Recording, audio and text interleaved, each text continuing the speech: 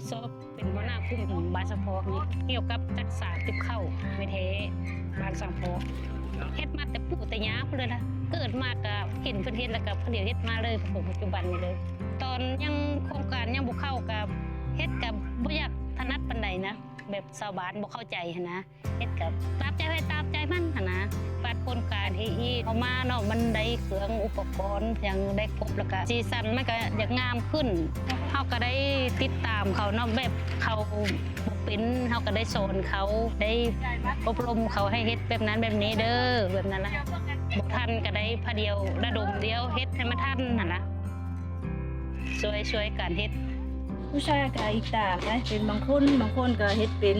ชนหลายก็มีแต่เขาเฮ็ดตีนให้หาไม้มาให้ขั้นตอนมาเอาวัตถุดิบเนาะเพื่อเฮ็ดเครื่องจักสานติบข้าวของในเฮาเนาะอันนี้ก็คือว่าเป็นไม้แท้เนาะปกติก็มีปองใหญ่กว่านี้ก็มีปองน้อยกว่านี้ก็มีเนาะเอาซ้ำนี้ขึ้นไปอยู่บ้านก็อยู่ได้แต่ว่าเขามักทางป้าทางลุงกับเขา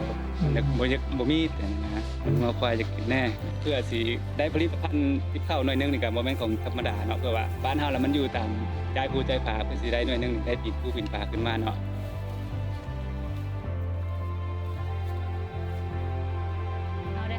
การสนับสนุนจากโครงการ AE เนาะผลิตภัณฑ์เฮาก็ดีขึ้นเนาะแล้วก็ได้เรียนรู้หลายอย่างบทบาทเชียงรายเพิ่นก็ได้มาสอนแล้วก็สอนตามตลาดให้กลุ่มเฮาได้มีความสามัคคีขึ้นแล้วก็ฮู้เฮ็ดผลิตภัณฑ์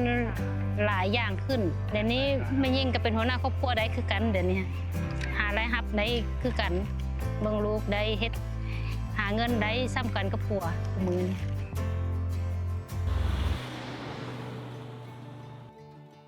ประวัติของการตั้มหูกันทอไม้ผาไฟนี่มีมาแต่ดึกดำบรรพ์แต่โซปู่ย่าตายายเฮาเป็นคนนำพาเฮ็ดสืบทอดมาจนถึงปัจจุบันเฮาสืบทอดให้ลูกให้หลานเฮาเฮ็ดเทศก่อนหน้าเฮาบ่มีสมาชิกเป็นชาวบ้านธรรมดานี่แหละแล้วก็ตั้งแต่โครงการเข้ามาจะตั้งเป็นกลุ่มตั้มหูชีวิตการเป็นเด็กก่อนนานนี่ก็เฮาเฮ็ดแบบธรรมศาสตร์แบบปฐมประทานแบบว่าบ่เฮ็ดเป็นสินค้าเฮ็ดใส่ครอบครัวสืบทอดกันมาเดี๋ยวนี้จำโครงการเข้ามาแล้วก็เฮาก็มาเรียนรู้วิธีเฮ็ดโหลดเฮ็ดลายเฮ็ดเตาเฮ็ดตำลายซองฝึก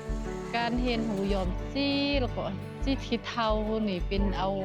พวกหมอกสีดากับขี้ตมแสสีเหลืองนี่เป็นขมิ้นเนี่ยสีแดงอิฐแดงเฮิงนี่เป็น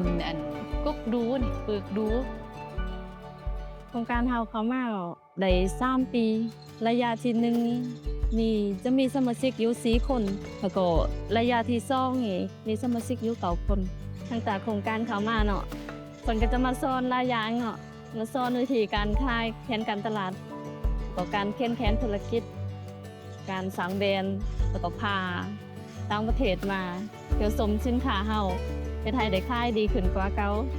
ในนามพวกเฮาเป็นผู้ต่อยอดเนาะกิจกรรมให้กับเจ้าพวกเฮาก็รู้สึกภูมิใจในทีมงานที่ได้ให้โอกาสประชาชนหรือว่าชาวบ้านได้เข้าถึงแหล่งทุนแล้วก็ได้เข้าถึงตลาดจัดจำหน่ายอย่างต่างๆแล้วก็มีรายรับให้แก่ครอบครัวเพราะว่าแต่ละครอบครัวก็เจ้าก็ยึดถือ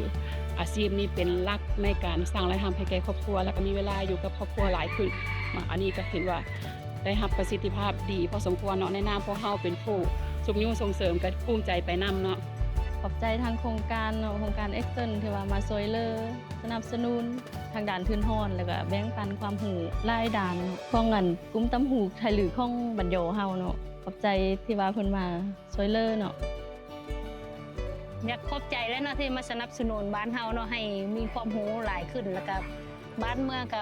พัฒนาขึ้นกว่าเก่านะเฮาก็ดีใจภูมิใจที่สุดที่โครงการนี้เข้ามาหาบ้านเฮานะ